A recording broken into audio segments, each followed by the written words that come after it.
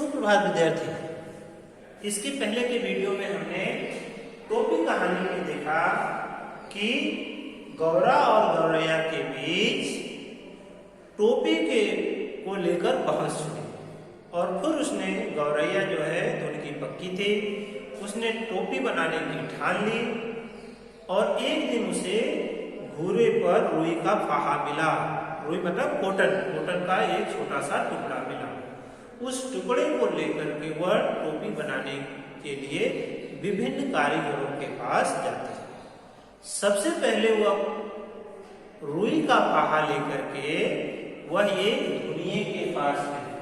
तो गौरैया चली धुनिया के पास। धुनिया के पास गई और धुनिया के पास जाकर उससे अनुरोध करने लगी। धुनिया जो था उस समय राजा के लिए रजाई के लिए रुई ढूंढ रहा था।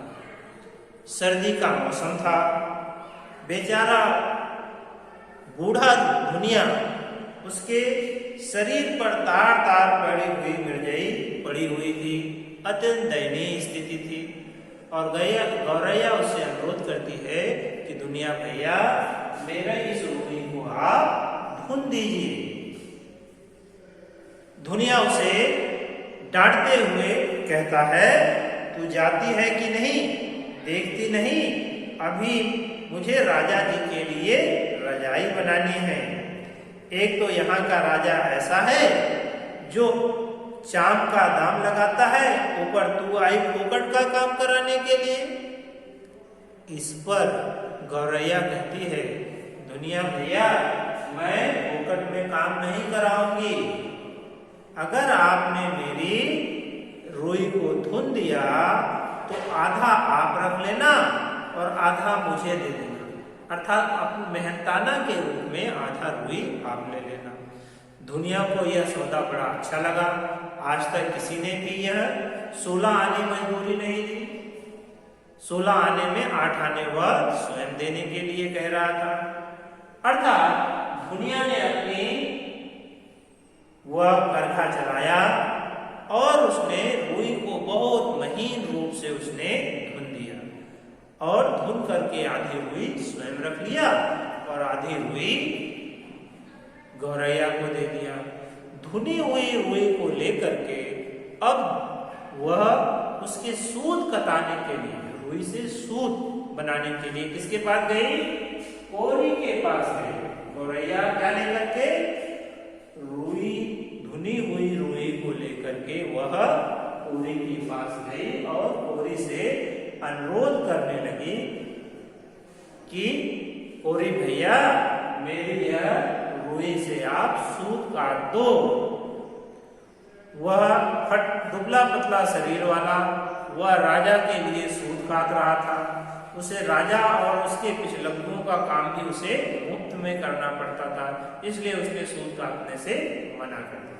परंतु जब उसने कहा कि इसका सूत काट करके आधा आप रख लेना, आधा मुझे रख दे देना, तो कोरी इस बात से सहमत हो जाता है और उसने उस रुई से महीन लच्छेदार सूत काटे और आधा गौरैया को दे दिया और आधा जो है स्वयं रख लिया।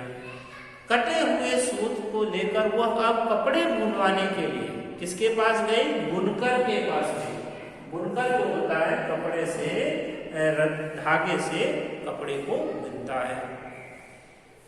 अब वह बुनकर से वह कहते हैं, बुनकर भैया मेरे इस धागे से आप मेरे लिए कपड़े बुन दीजिए।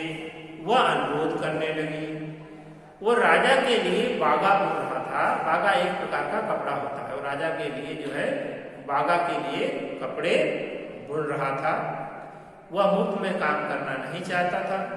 तभी गौरैया ने उसे अनुरोध किया कि जब आप कपड़ा बुनेंगे तो आधा कपड़ा आप रख लेना, आधा मुझे दे देना। इस पर से बुनकर जो है इस बात पर तैयार हो जाता है और वह गौरैया के लिए एक महीन सुंदर कपड़ा बुन करके उसे आधा उसे दे देता है, आधा स्वयं ले लेता है।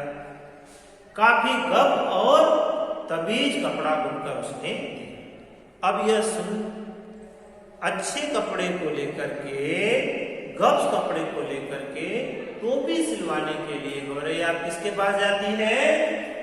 दर्जी के पास जाती है। दर्जी के पास जाकर के वह उसे गुहार लगाती है, उससे अनुरोध करती है। दर्जी जो है वह राजा जी के 7वें रानी के 10वें लड़के के लिए कपड़े सिल रहा था। उसने कपड़े सिलने से मना कर दिया। तभी गौरैया ने कहा कि दर्जी भैया, अगर आप मेरे लिए टोपी बनाते हैं तो उसमें से एक टोपी आप रख लेना और दूसरा मुझे दे देना। गौरैया की यह बात उसे अच्छी लगी। उसने खूब सुंदर टोपी बनाई, उसमें 5 खुदने भी जड़ दिए। क्या जड़ दिए? 5 खुदने भी लगा दिए। गौरैया को दिया। टोपी पहनकर गौरैया अत्यंत खुश हुई और टोपी पहनकर गौरा को दिखाया।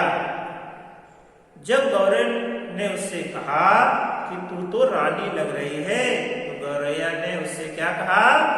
रानी नहीं, राजा कहो, राजा।